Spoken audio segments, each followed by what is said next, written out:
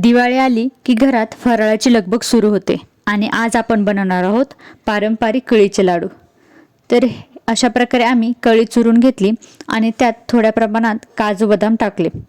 आणि आमच्या येथील सूरज स्वयंपाक बनवण्यात खूप माहिर आहे, त्यामुळे आम्ही त्याच्याकडून लाडू बनवून घेतले.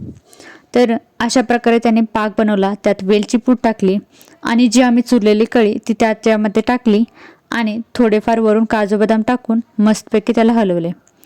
लाडूच्या कळीचा वास एकदम छान येत होता, सुगंधी. अशा प्रकारे आम्ही छान असे लाडू तयार केले.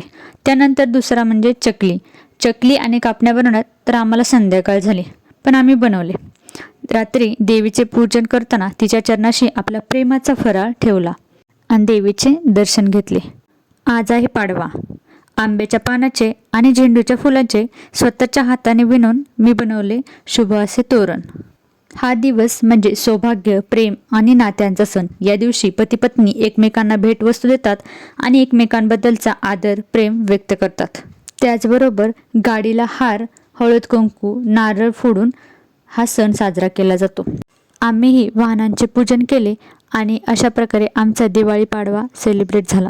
भेटू नेक्स्ट ब्लॉगमध्ये. बाय.